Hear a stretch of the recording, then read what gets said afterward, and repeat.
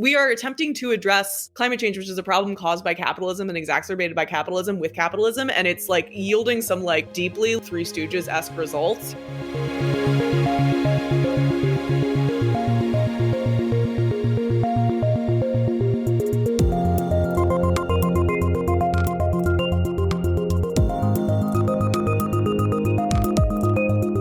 Hello and welcome to Tech Won't Save Us. I'm your host, Marx. And before we get to this week's episode, just an update on the membership drive that I'm holding this month for the podcast's second birthday. Still crazy to think that the podcast is 2 years old and I've spoken to over 100 people, but I guess that is the reality.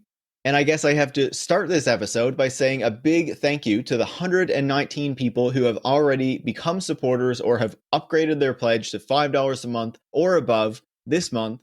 That means that we have already hit the first goal of getting 100 new supporters at that level so that I can bring on a producer to help me make the show. And I'll have more information on that around the end of the month. And obviously, for those of you who are supporters, I'll be updating you through updates on Patreon. But I also set a second goal of 150 supporters, so 50 more people. And if we hit that stretch goal, then I'll also start doing occasional bonus series to get into some topics that I feel like don't fit so well in the regular weekly interview series that comes out every Thursday, that maybe needs a bit more attention or that are a bit more niche and that I feel like don't fit so well in that regular weekly series. So I'm excited about that because I think it might allow me to explore some other topics. And I already have an idea in mind for what I want to do for the first of those. So yeah, if we get 31 more people, I'll be able to do that as well. And if you want to help me hit that goal, like the 119 people who have already joined or upgraded their pledges, you can become a supporter at $5 a month, the Caesar Cut Replicant tier, and you can get access to the Discord server, to new Q&As that I'll be starting in May or June, and I'll send you some stickers in the mail. And if you join at $10 a month, that's the Space Cultist tier or above, you'll also get a metal pin. And I haven't made any of those before for the podcast, so you'll be getting one of the first ones that will exist, and you can throw that on your backpack, your messenger bag, your lapel, wherever you want to put it. But I think that those will be really nice and a cool way to show that you like the show. And so obviously you can go to patreon.com/techwon'tsaveuss if you want to sign up at either of those tiers to help me hit that final goal for the month of 150 new or upgraded supporters. And as like the past couple weeks, I want to thank some people who have signed up. So a thank you to Jeff from Texas, Brandon Schmittling from Singapore, Courtney from Austin, Texas, Stephen from Pittsburgh, Will from Hamilton in Canada, Willie Dog, Lou Rentis from the Netherlands, Phoebe from Japan, Aris from New York, Richard from Amsterdam, Valentin, Oscar, Andre Siviero from Montreal, Aspen, Bill Jones from Pittsburgh, Nico Osaka from Charlotte, North Carolina, Joao in Berlin, George from Plymouth in the UK, Ben from Chicago, and Ed, who is in Austin, Texas, but desperately trying to escape. So thank you to all of those people who have signed up to support the show. If you want to join them and help me meet that goal, you can go to patreon.com/techwon'tsaveuss. Now, this week's guest is Molly Taft. Molly is a staff writer at Earther, which is part of Gizmodo. Molly wrote a recent piece that looks at Silicon Valley's involvement in climate technologies to remove carbon from the air, but also the push to create and expand markets around carbon offsets and carbon credits that a lot of companies and governments are trying to get their hands on to show that they are reducing their emissions without actually doing the work of changing their practices. And so I think that this is an important conversation because it's important to understand what Silicon Valley and the powerful people in the tech industry are trying to do with regards to climate change, but also how there is a technological angle to this. And there are technologies that we are going to need in the short and long term to deal with the climate crisis and significantly reducing our emissions. But then one of the core things that we need to remember is that we can't get distracted by the prospect of technologies coming online in the future that can maybe take carbon out of the atmosphere and then not take the actions today to actually significantly reduce our emissions in the present and the near future, so that those technologies are things that we need to rely on less anyway, if they are things we need at all. And one of the issues is that powerful people and companies behind these technologies are exaggerating how much we may need them, and are using them to say that we need to do less in the present. We need to make fewer structural changes to how we actually live because we can just rely on these technologies in the future to pull the carbon out of the atmosphere that we emit today. And that is a horribly dangerous thing to be suggesting. And so that is why I wanted to talk to Molly about this very important topic. So I think you are really going to like this conversation. I certainly had a great time chatting with Molly. And before we get into the conversation, a final reminder that if you want to support the show and the membership drive, you can go to patreon.com/tech won't save us, where you can become a supporter. So thanks so much and enjoy this week's conversation. Molly, welcome to Tech Won't Save Us. Hi, I'm happy to be here. Obviously, you've been covering climate change for a long time, but you had this piece that was published. It'll be last week at the time this episode goes live, looking specifically at carbon dioxide removal technologies and what is coming out with all this, how Silicon Valley is approaching it, whether this is really the way that we address the climate crisis. And so I want to dig into all that. But before we do, I want to talk a bit about, I guess, the state of the climate right now. Because over the past while, the IPCC, which is the international body that looks at climate change and the climate science, has released a trio of reports looking at different aspects of climate change. And the first two kind of looked at the state of things right now. And I think, as we can all observe from different media stories, things are not going too great. So what do those reports tell us about the state of the planet and how the climate is changing? It's a great question. I think that some people, when they think about how we talk about the climate crisis, they get kind of report fatigue. It seems like there's always these bad numbers coming out. The IPCC, which stands for the Intergovernmental Panel on Climate Change, they basically are a bunch of scientists who get together between every 5 to 7 years to review all of the scientific literature and basically figure out what is going on. So these reports are actually what a lot of policy makers base decisions off of, kind of our rules of thumb going forward. This particular installment, they come out in 3 chapters, is really important because, as the first report laid out, came out in August, we're at a real turning point here.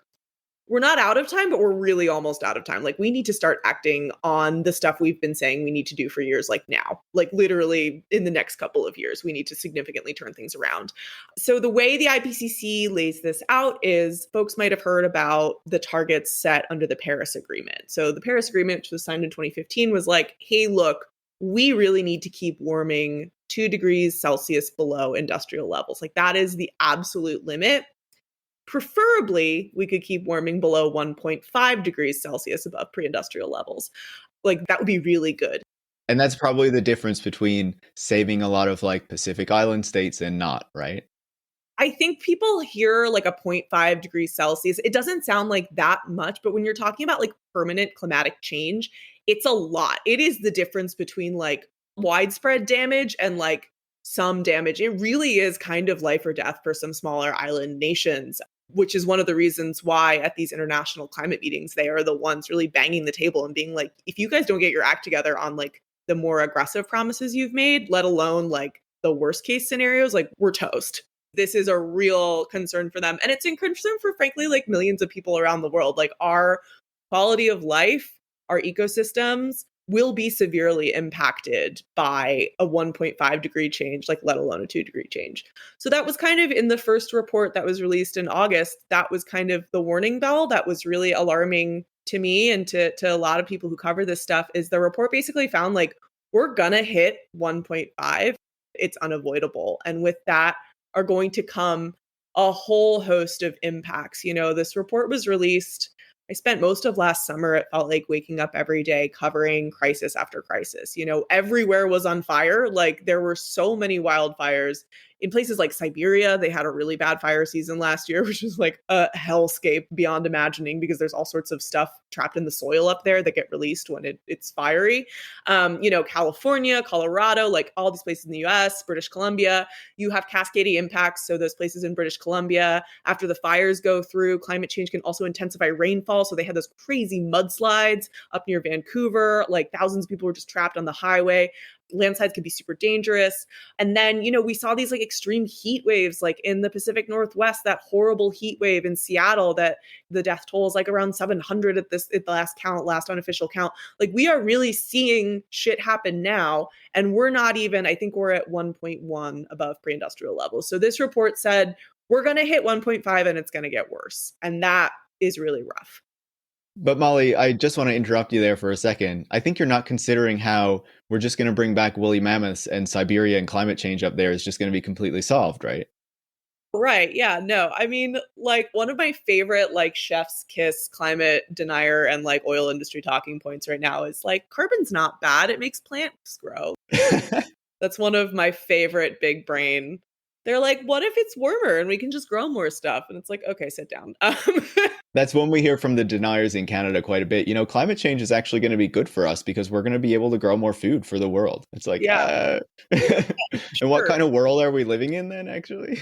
Yeah, exactly. Like I would love to see where your like biology and like physical science degree is from, my guy. But really doubt about that. So yeah, but like the silver lining of these reports right now is that we're going to hit 1.5, but if we work really hard, we can actually start reversing it. Like we are going to hit it, but we have the tools and the techniques and the technology, and we could be on a path to bring that warming, to rein it in and actually hit some negative emissions like throughout the later half of this century and avoid like the worst case impacts that we are afraid of. We have the capacity to do that and we have the capabilities. It's just a question of how quickly we can get our act together. I believe there was a line in one of the reports that said the challenges aren't technological, they're about political will. Like we know how to do this. We just need to figure out how to make everyone work together, which honestly is like almost like a bit of a taller order than like figuring out the tech or figuring out the science. And so that's what this latest report laid out is the third installment of these chapters are always like, okay, we told you the bad news and maybe some okay news. And now we're going to lay out some recommendations of how we actually are going to get there. And this latest report, this is like a little wonky, but basically before it comes out, a bunch of representatives from all the world governments review what's called the summary for policymakers to make sure that they're all like on the same page about like, okay, this looks good. This is something that the world should pay attention to. This is okay. It was the longest review session in IPCC history because this stuff is so hard to negotiate. There was a lot of debate over like, how strongly they should say we need to phase out fossil fuels because there are a lot of countries whose entire economies are based on fossil fuels or where fossil fuels is a strong presence in the economy. I'm looking at both the US and Canada. The nitty gritty of how we go about this, again, it becomes a scientific question because people have political interest in it. And that's when we see a lot of these debates. We're sort of really heading into the hard stuff now, which is like, okay, we know what we have to do. We know how to lower these emissions. Like, how are we actually going to make that happen? And who are we going to listen to and prioritize in the process? So that's kind of where we are now. I feel like in 2020, we were hearing, okay, we have 10 years left to like cut emissions in half. Now is the time to act. And then it was like, oh, here's a global pandemic. We need to focus on this now and climate change is just going to do its thing. We'll get to it when the pandemic is over, right? And now we have this report coming out.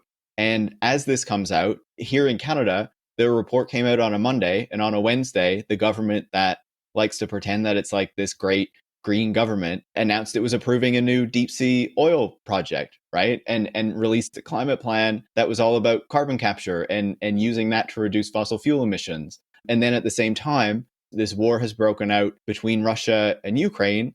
And a ton of European countries are saying, okay, we're going to invest a ton more money in fossil fuel infrastructure at the same time as the UN Secretary General is saying that the real radicals are not the climate activists, but the countries who are investing more in fossil fuel infrastructure. So I guess I look at that and I have a hard time like squaring what the IPCC and the UN are saying against what countries, Western governments, are actually doing. Yeah, you and me both. I mean, like everyone also. Yeah. And look, and some of the wildest things to think about is that the short-term decisions are difficult. Like no one is saying that like completely reorienting our economy and our energy systems is going to be easy. And there's a lot of things that we have to consider, including like we're about to have a crazy rush for minerals to power renewable energy. There's a lot of mountains to climb. But also, when you think about this conflict in Ukraine, it was partially one of the reasons that Europe is so enmeshed with Russia is because Russia's been selling them fossil fuels for the last, I think, like 2 decades. They've been a really major player in Europe's energy economy. And over the long term, it would make more sense in like a purely political sense to transition your economy to an energy that doesn't rely on the oil export and import market that we currently have. Again, that's not an easy order. We have created society based on fossil fuels, but like in the long run, it makes the most sense. And, I think there's also this perception of oil being this product that is purely regulated by supply and demand. It's something that we all need. And like, heck no, like the oil industry is very much behind the scenes orchestrating a lot of the crazy prices we're seeing right now. There are vested economic interests, many of them controlled by governments, the tar sands industry, for instance, but many also controlled by private companies who have an interest in seeing their product continue to be the number one thing that we all fight over. So, it is kind of uniquely crazy making. I think there's been 7 oil and gas projects approved worldwide since the report. The report said that all fossil fuel infrastructure that currently exists in the world will send us over the tipping point to 1.5. Like, we need to basically stop building any new infrastructure. And I don't think it takes being a climate journalist to like hazard an educated guess that that's not going to stop anytime soon. But it's a uniquely sort of crazy making thing to watch. Absolutely. What the science says versus what the folks in power decide to do. I'll note that the project that was approved in Canada is in my province. And it's just like the discourse is crazy because oil was supposed to save us in the 90s from, it's a rather poor province. And still, the narrative is that this new project is going to be the one that will actually save us from the budget difficulties that we've had for decades. The oil and gas industry has a chokehold on the idea of profitability where they operate, and it like almost never actually happens. Honestly, they've done a great job on that PR, so like mazel to them. Yeah, it's just terrible that people fall for it, right? Yes. So I want to shift to talking about what is in your story, and I feel like one thing we should probably establish before we get into this, and we were talking about it before we started recording, is your story is about carbon dioxide removal technologies. And I told you that my immediate association when I heard that word was carbon capture and storage technologies. So what's the distinction between the two there, just so we establish that for the listeners?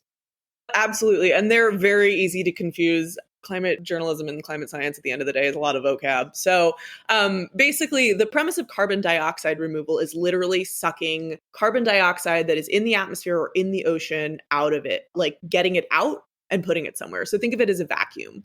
You're vacuuming up your floor because your dog tracked mud in or something. So it's like you are cleaning up stuff that's already existing.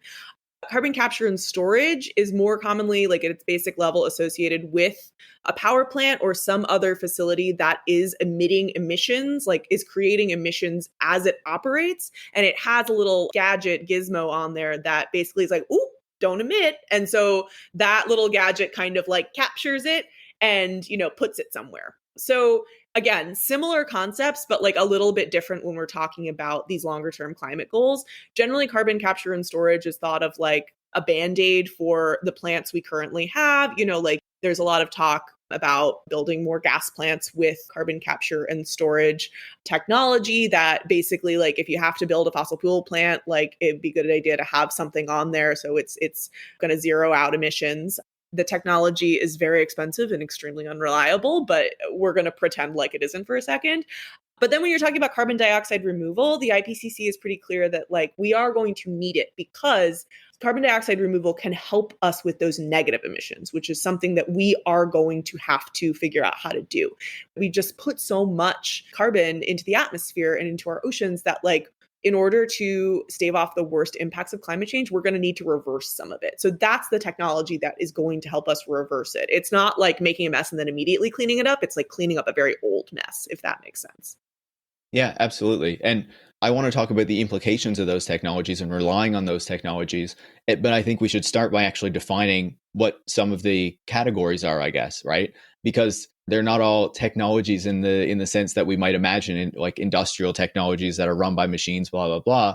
Like one of the categories is forest-based technologies, which would be like planting trees and forest management and stuff like that. Can you walk us through that?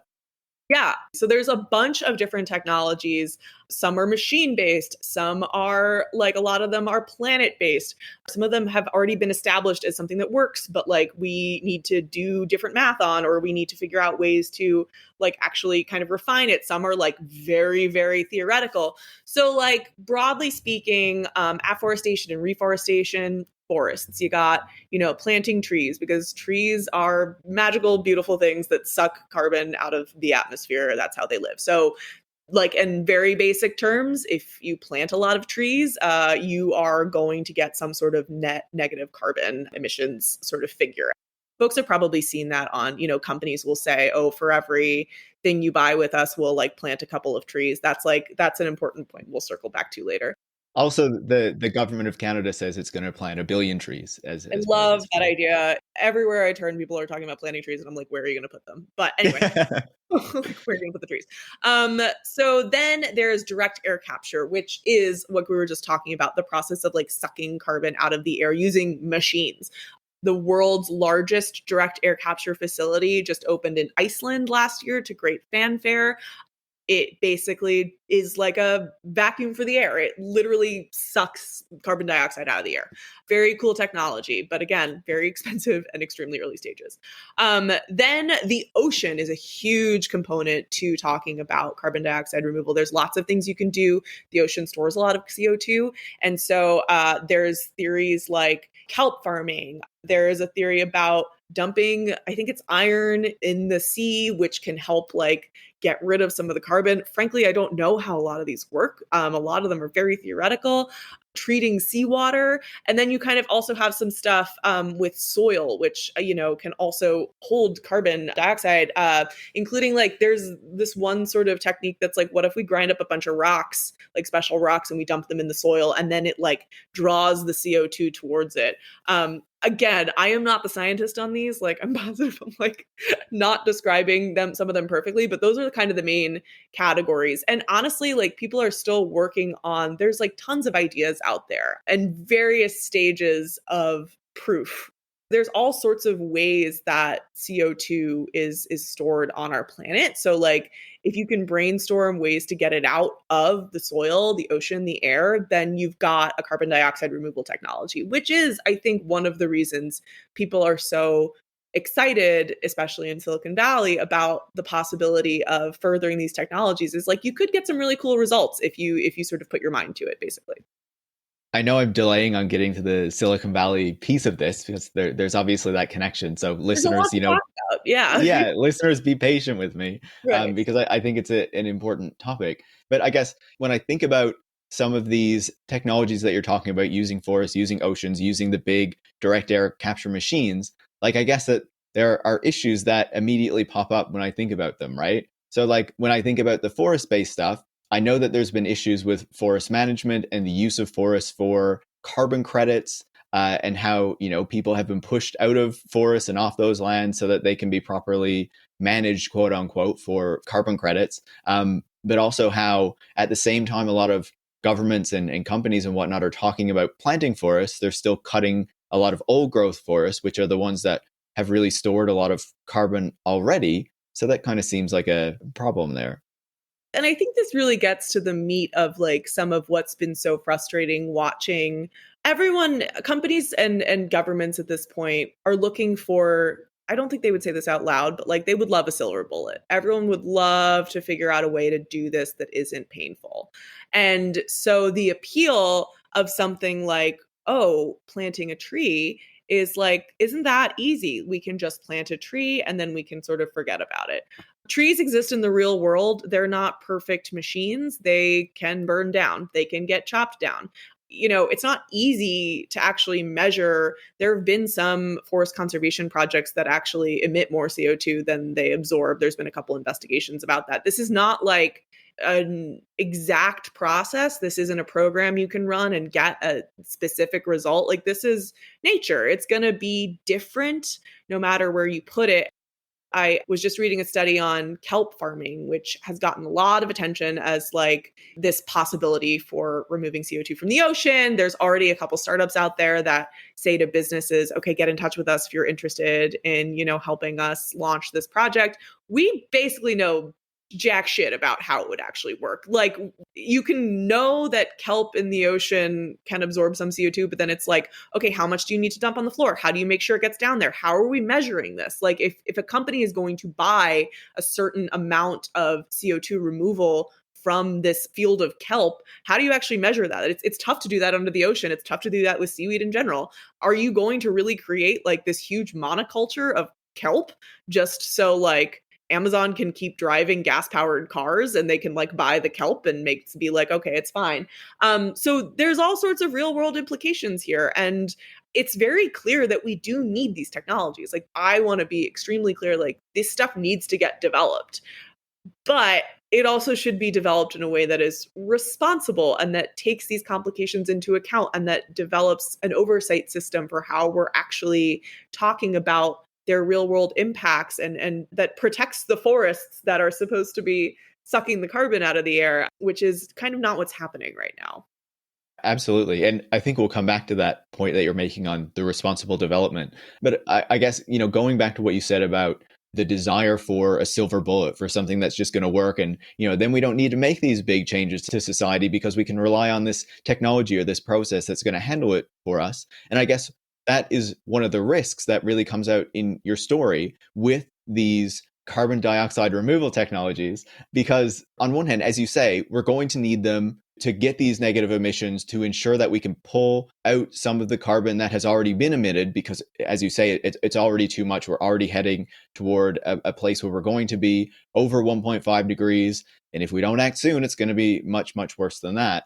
And so we need them. But then people who are at the helm of major Western governments, who are at the helm of fossil fuel companies, who are at the helm of major tech companies or tech investment firms would say, okay, but we can rely on these carbon removal technologies in a much greater way. So then we don't need to transform society and we can just pull all of that carbon out of the air.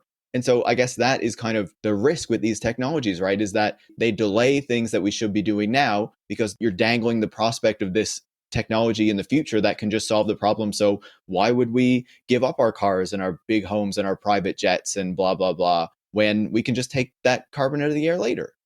You hit the nail right on the head. Yeah. And to be clear, the science is clear that that's not the case. Like, the IPCC report is incredibly clear. It's like, listen, this shouldn't be the main solution. What we do need carbon dioxide removal for is there's a couple industries where like we know how to decarbonize them, but it's going to take a long time. So it's steel, chemicals, cement. Like, there's a couple industries that experts are like, this is going to take a while and like we don't have a lot of time, but like we know how to do this better in other places. So we should absolutely start decarbonizing our electricity system, our transportation system, like stuff that's kind of the low hanging fruit, while we work on these other hard to decarbonize things. And that's when carbon dioxide removal can kick in and be like, okay, we'll help take some of this carbon out of the atmosphere. So as we're racing towards this sort of, I don't want to say point of no return, but like, the clock is ticking and we do need as much time as we can get. So that's when we need to start incorporating it. And I think what's also important for folks to understand is like the IPCC isn't a rule book.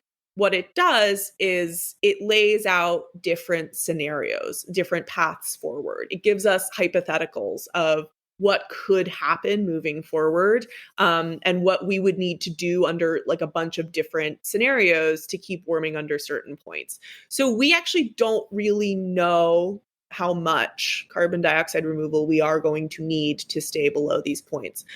And there's a really wide range of possibilities. Like, if we get our act together and start decarbonizing aggressively and soon using the technologies we already have, which we know we can employ, we might not need that much.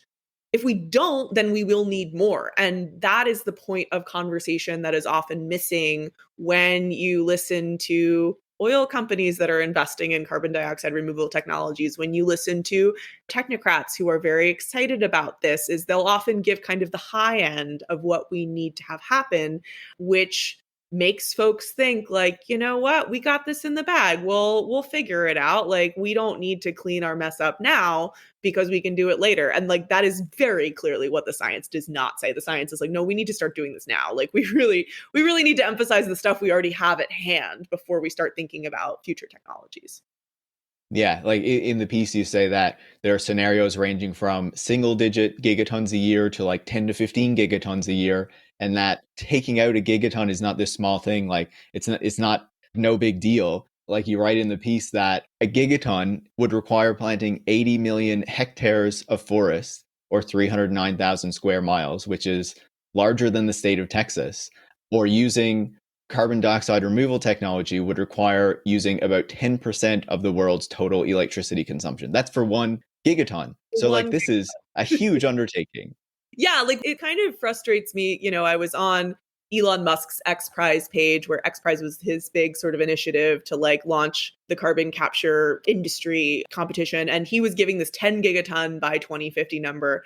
And I'm like, actually, like the lower ends of the spectrum are still very impressive. Like, we really do have a big job ahead of us. Like, we do need to encourage these technologies. I think like right now, our carbon dioxide removal capabilities are something around like 100,000 tons a year, which is nothing. Like a gigaton is a billion tons. That plant in Iceland that just got like, God, I think it's like $650 million investment. Like, they got this huge investment. It pulls 4,000 tons a year out of the atmosphere. It is fucking dipshit. It's nothing. Like, we need to scale this up monumentally, even just to get to the minimum. So it's almost frustrating watching people hype up the technology as something that could save us in the long term without the changes we need to make now, and being like, no, wait a second, like we already are facing a really long road with the minimal stuff, so like why don't we focus on that, basically.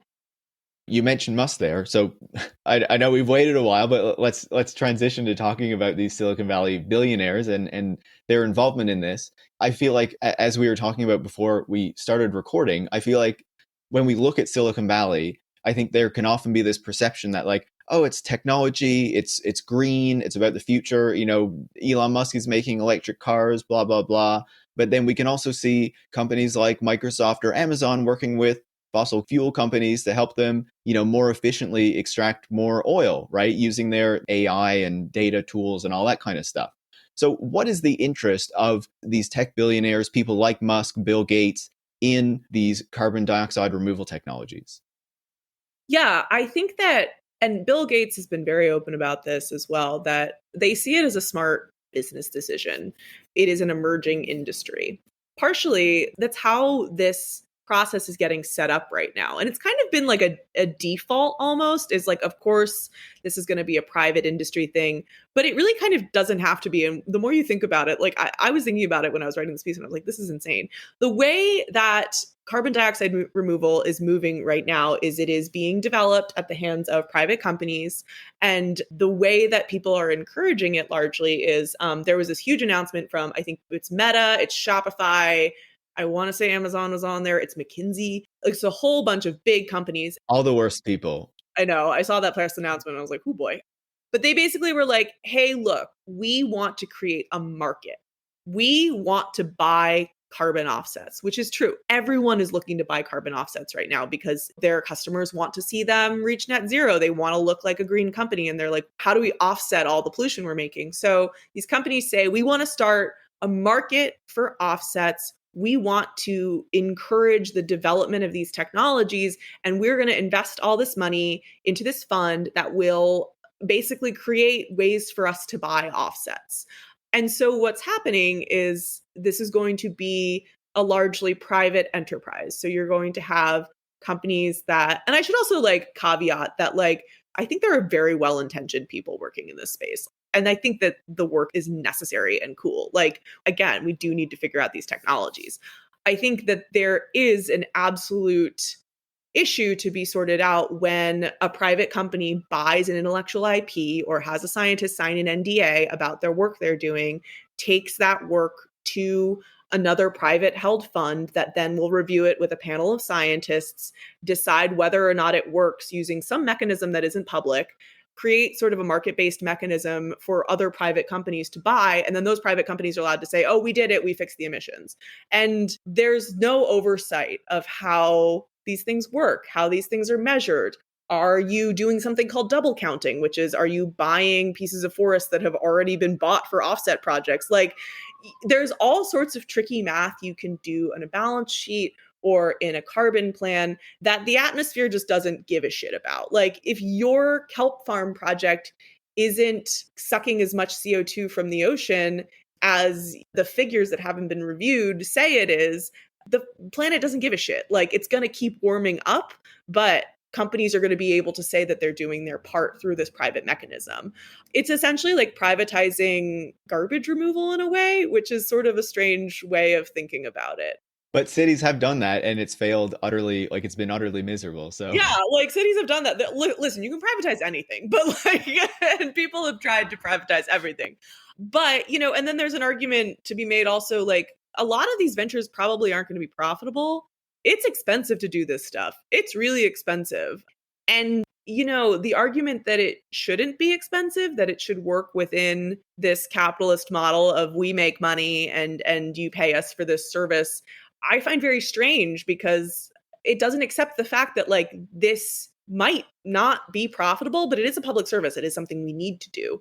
And there's a conflict there that I think with the model of how these technologies are developing isn't really addressed. It reminds me both of like tech VCs developing all sorts of products in the tech space, but also pharma. And the important like distinction between those two is that if your tech product doesn't work, it's in proof of concept. The company's going to fail. But if your pharmaceutical product has to go before the FDA, and you need to have a thorough outside review. And right now, with the carbon dioxide removal space, there's no outside board to review this stuff. And if it fails, no one's going to be able to tell, like, because the public isn't like looking at the carbon capture plant, measuring, what it's actually doing, or isn't observing these forests and having an independent monitor review what's going on. Like, it's kind of a bit of a wild west. And I think there's a lot of opportunity for abuse within that system.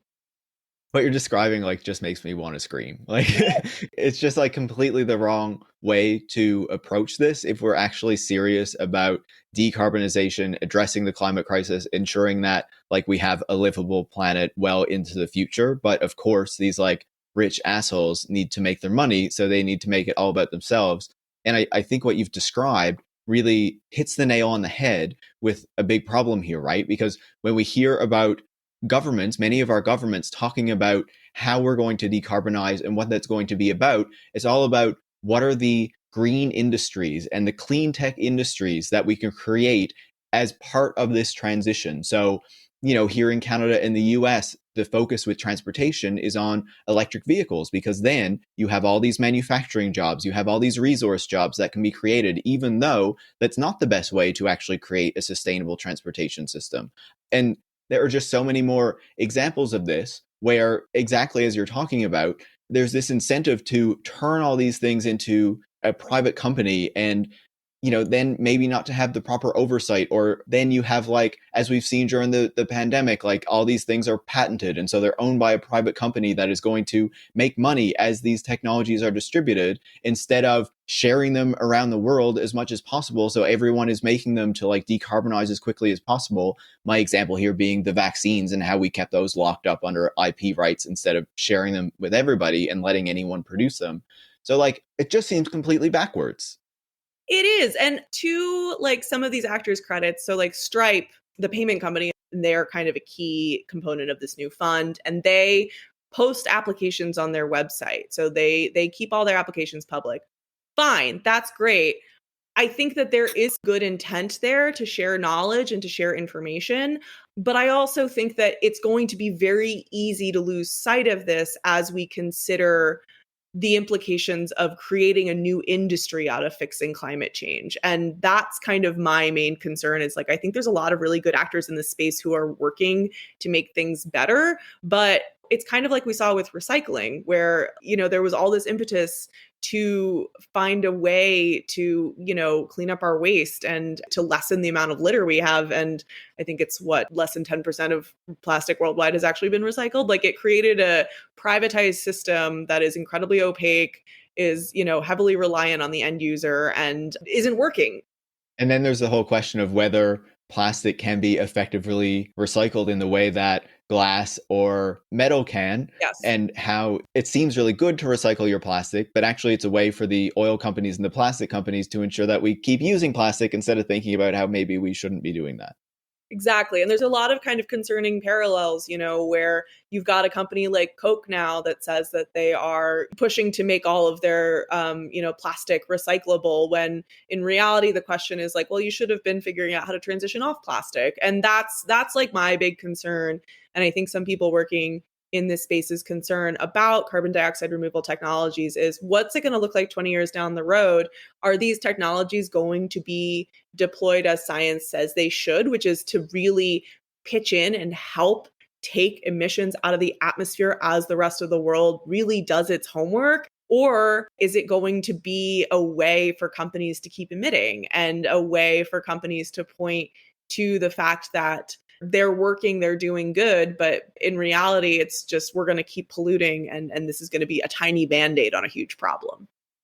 I want to come back. We were talking about Elon Musk and Bill Gates for a second there, right? And I feel like these technologies fit perfectly into their visions of how we address the climate crisis, right? Because Elon Musk is one who wants us all to drive electric cars. He hates public transit, and then live in like large suburban homes with solar panels on top. So it's like, don't really change the structure of anything, just add some solar panels, add some electrification, and then we've solved the problem, even if that's not really the sustainable solution. And then, we can rely on these direct air capture or carbon capture technologies to get these emissions back out of the atmosphere. As you're saying, he has that X Prize. And you noted in the piece that Bill Gates, who, published a book on climate change last year that I think a lot of climate activists were very critical of, very, very focused on technological solutions rather than structural solutions. In your piece, you noted that he called existing technologies that have been proven to cut emissions the easy stuff. And so he's more interested in technologies that haven't been created,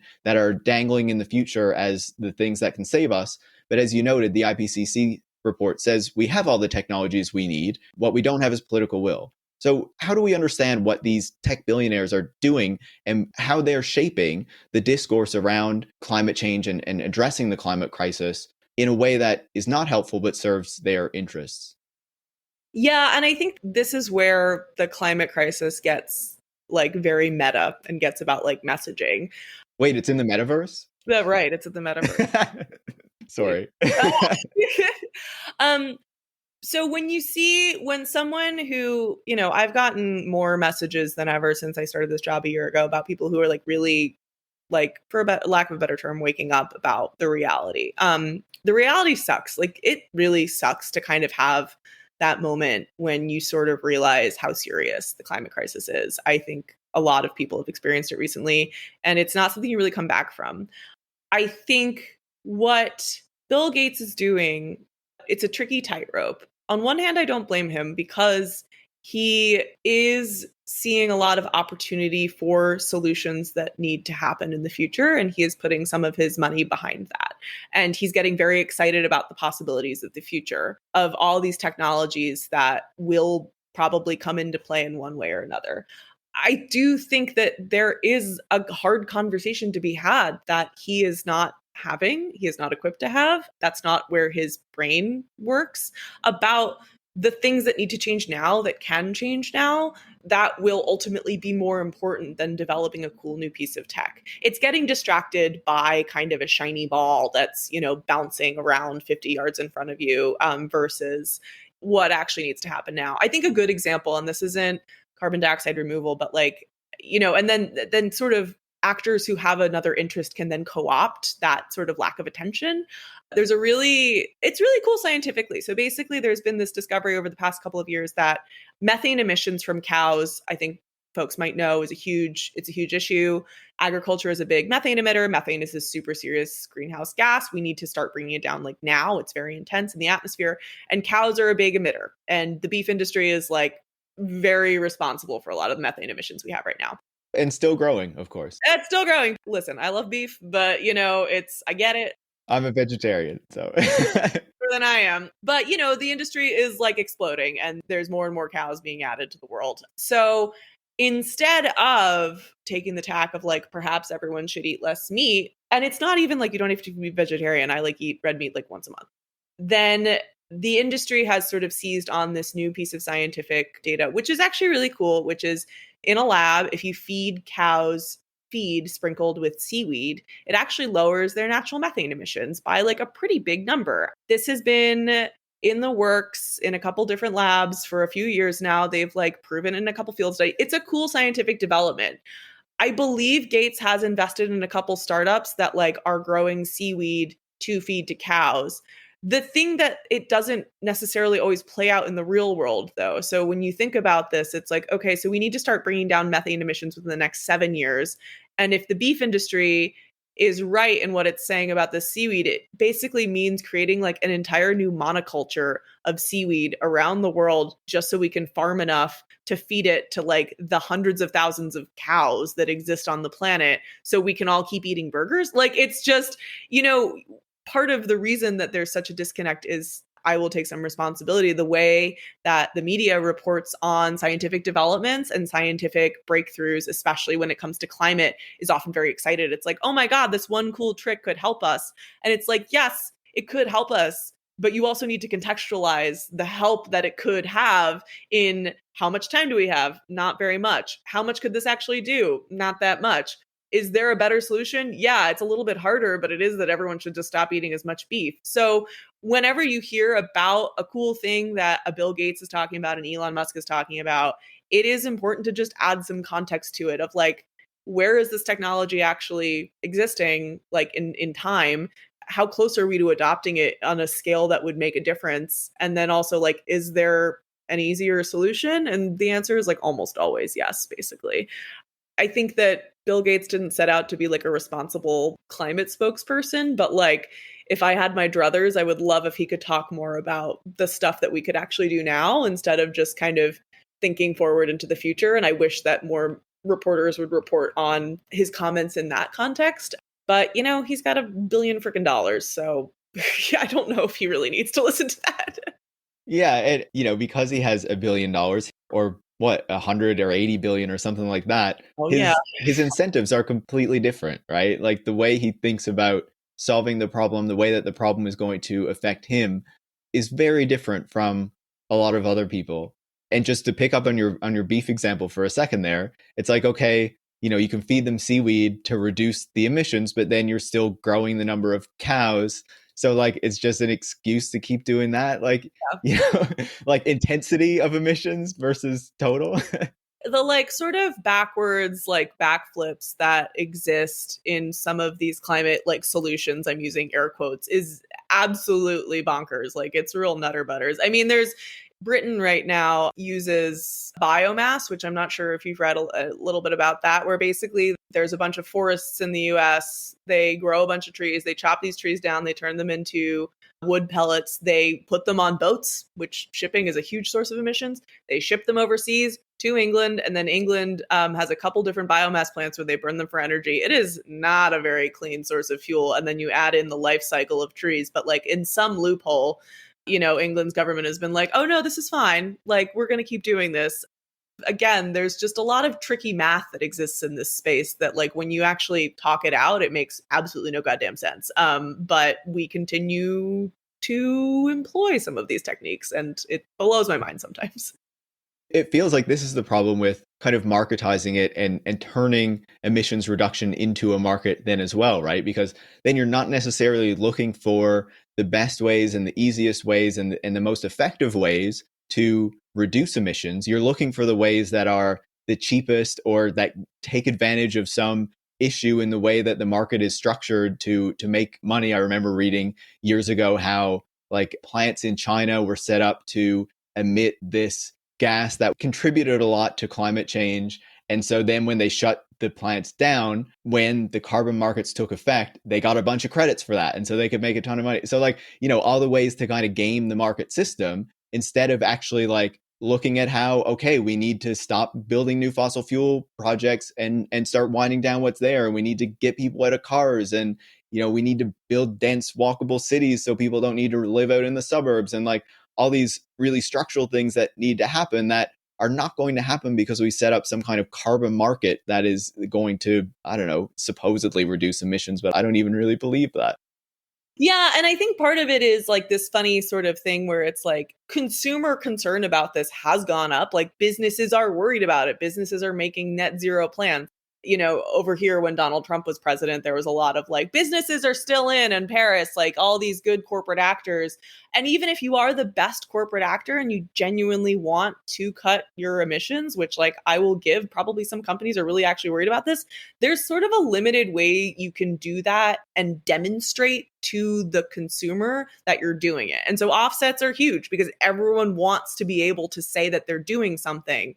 But in reality, the stuff that would help the most is like these CEOs lobbying for significant structural changes in how we live our life, which is like, to their credit, that's like not how they work.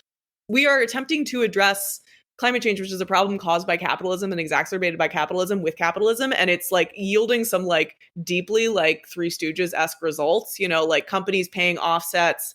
They get credits for renewables projects that are started in different countries that would have gone into place anyway. Like people are overcounting offsets. It's kind of a big mess right now. And without any sort of further regulation or like serious intervention from governments, it's like probably not going to change very much. My favorite part of all of this is the plant in Iceland that just opened up that is supposed to be, the kind of great future of this like really complicated, really expensive technology. You can actually buy personal offsets from them. So you can pay them, like if you're going on a flight or something, you can pay them. And then I guess they just run the machine for you.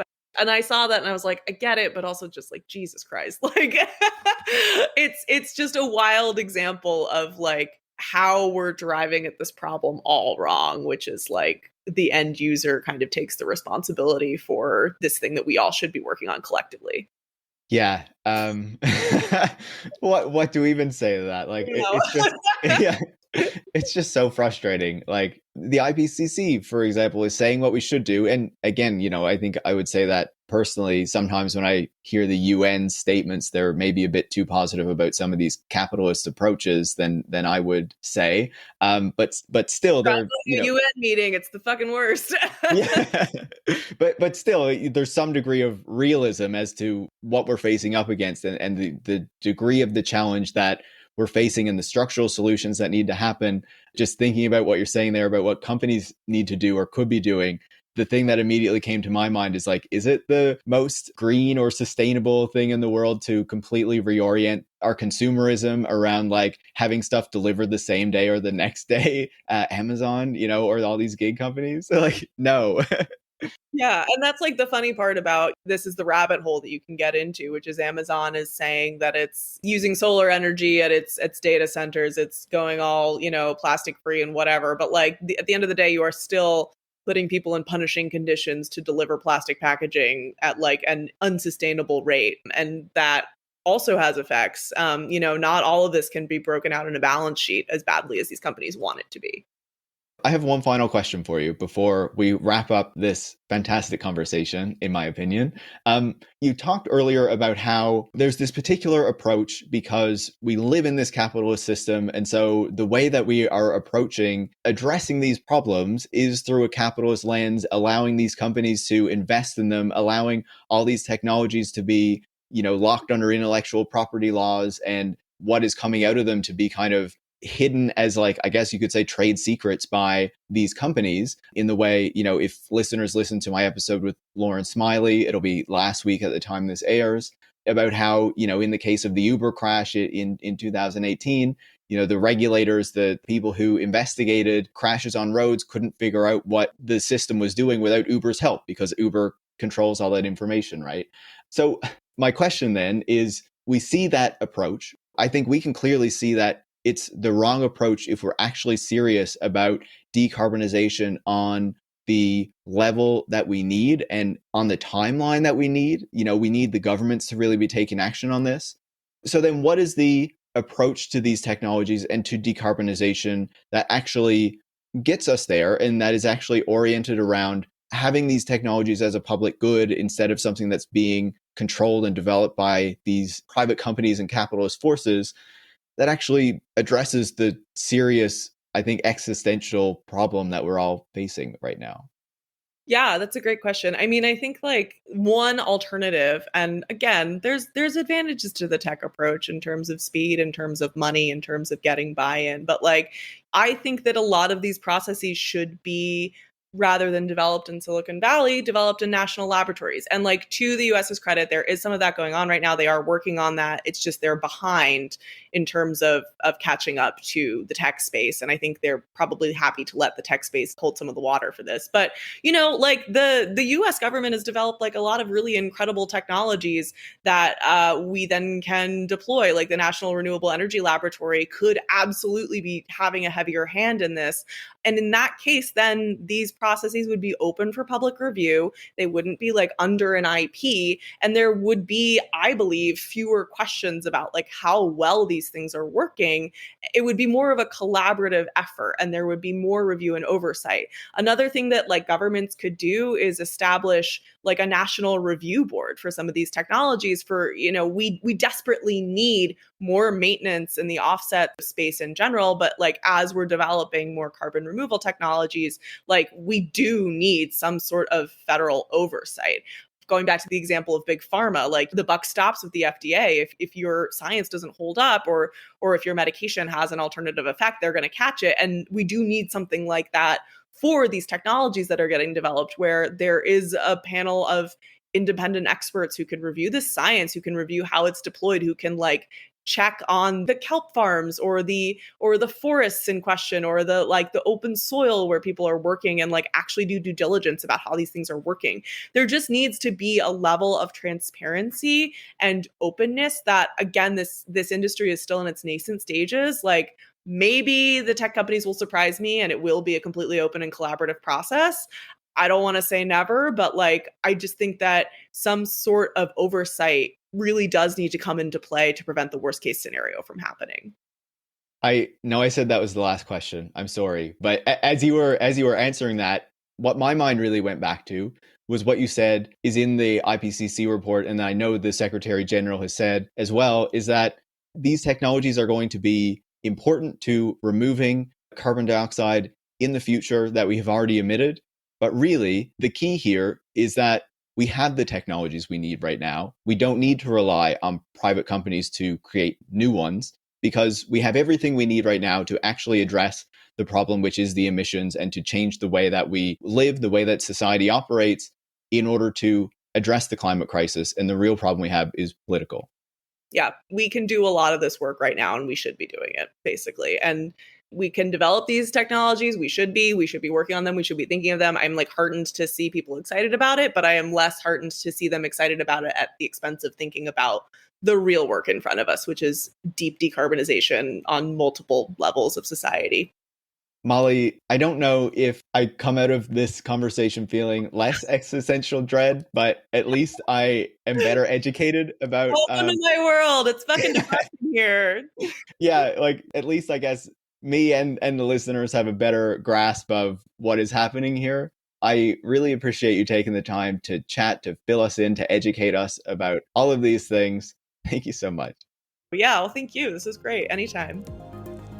Molly Taft is a staff writer at Earther, and you can follow her on Twitter at Molly Taft. You can follow me at Paris Marx, and you can follow the show at Tech Won't Save Us. Tech Won't Save Us is part of the Harbinger Media Network, and you can find out more about that at harbingermedianetwork.com.